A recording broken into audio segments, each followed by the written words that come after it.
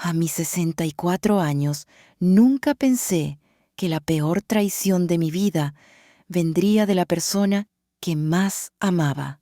La noche en que descubrí aquella carta escondida entre las páginas de un libro viejo, supe que todo lo que había creído de mi matrimonio estaba a punto de derrumbarse. Sentí que mi vida entera se desmoronaba como un castillo de arena frente a las olas. Durante más de 40 años compartí mi vida con Ernesto. Lo conocí siendo apenas una joven de 20 años, con ilusiones, con sueños, con esa ingenuidad que solo la juventud te da. Nos encontramos en una feria del pueblo. Él estaba ayudando a su padre en un puesto de libros usados y yo había ido con una amiga a recorrer. Recuerdo que ese día llevaba un vestido azul con flores pequeñas y un sombrero de paja que mi madre me había regalado. Él, con una sonrisa tímida y unos ojos llenos de luz, me preguntó si me gustaba leer. Yo contesté que sí, aunque en realidad apenas empezaba a descubrir ese mundo. Me ofreció un libro de poemas de Neruda y me dijo, este autor sabe hablarle al corazón de una mujer. Esa frase quedó grabada en mí para siempre. Empezamos a vernos poco a poco, primero en encuentros casuales, luego en caminatas por la plaza, hasta que se volvió inevitable. Nos enamoramos. Ernesto era un hombre trabajador, soñador, con una forma de mirar el mundo que me fascinaba. Cuando me pidió matrimonio, no lo dudé. Sentía que mi vida iba a ser plena a su lado. Construimos juntos un hogar. Al principio fue difícil, como lo es para todas las parejas jóvenes. Vivíamos en una casita pequeña con goteras y muebles viejos. Ernesto trabajaba de sol a sol y yo cosía ropa para los vecinos, pero lo hacíamos con amor. Recuerdo las noches en que, sin nada en la mesa, más que un pan duro y una taza de café, él me decía, algún día, Carmen, vamos a mirar atrás y reírnos de esto. Y tenía razón. Con el tiempo llegaron nuestros hijos, primero Clara y después Julián. La casa se llenó de risas, de llantos, de noches sin dormir, de pequeñas manos buscando calor en medio de la oscuridad. Ernesto fue un padre presente. Se desvivía por ellos. Nunca olvidaré la primera vez que los llevó al río. Clara, con apenas 3 años, tenía miedo de mojarse, y él se arrodilló, la tomó de la mano y le dijo, «Confía en mí, hija.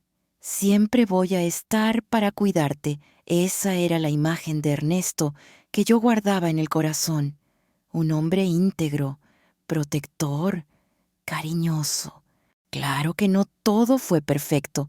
Hubo discusiones, silencios tensos, momentos de distancia, pero siempre terminábamos encontrándonos otra vez. En las noches, después de los enojos, Ernesto me abrazaba y me decía, «No puedo dormir si no sé que me perdonaste». Y yo, aunque todavía dolida, terminaba cediendo, porque lo amaba demasiado. Por eso, su muerte me destrozó. Fue un infarto fulminante, una mañana cualquiera. Estaba en la cocina preparando café mientras él leía el diario, como siempre.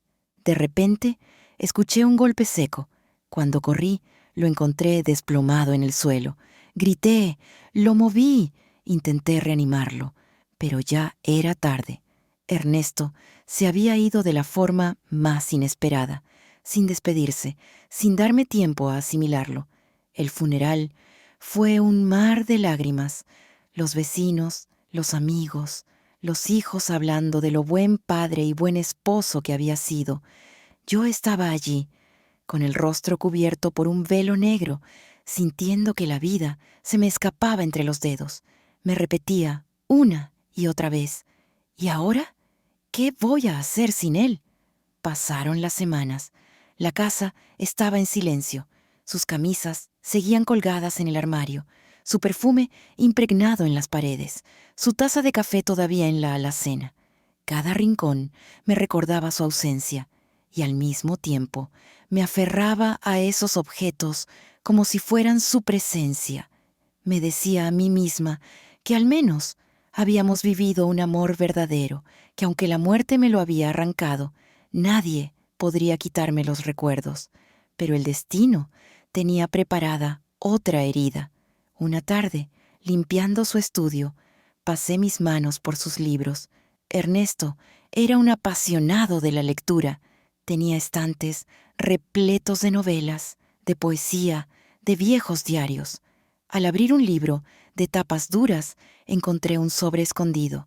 Pensé que era una de esas notas que solía dejarme en aniversarios, pequeños mensajes que siempre me hacían sonreír. Pero esta vez no sonreí. El sobre llevaba escrito un nombre que no era el mío. Lo abrí temblando. La carta estaba dirigida a Isabel. Querida Isabel, sé que este amor prohibido nos condena, pero en tu mirada encuentro la fuerza que ya no hallo en casa. Si el destino hubiera sido diferente, habríamos construido una vida juntos. Leí esas líneas una y otra vez, sin poder creerlo. Mis manos temblaban, el aire me faltaba. ¿Cómo podía ser posible? Ernesto, mi Ernesto, el padre de mis hijos, el hombre que me juró amor eterno, había amado a otra mujer. Las noches siguientes fueron insoportables. No podía dormir.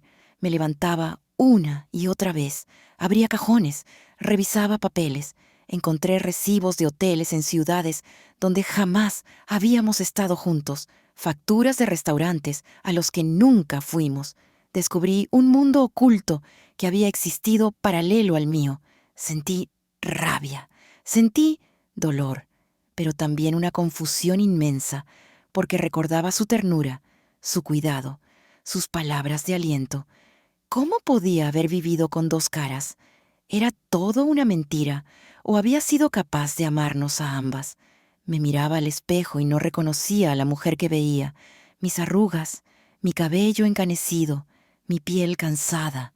Pensaba, ¿será que ya no le bastaba conmigo? ¿Será que buscó en Isabel lo que yo había dejado de darle?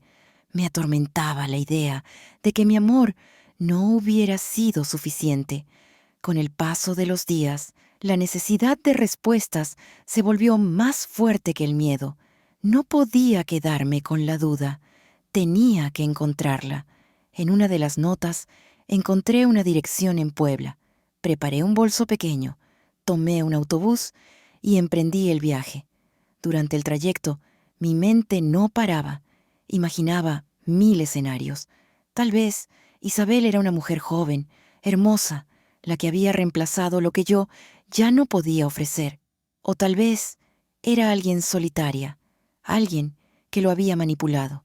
No lo sabía, y cada posibilidad me dolía más. Al llegar, me encontré con una casa modesta, flores marchitas en el jardín, pintura descascarada en las paredes. Toqué la puerta con las manos sudorosas. Tardaron en abrirme.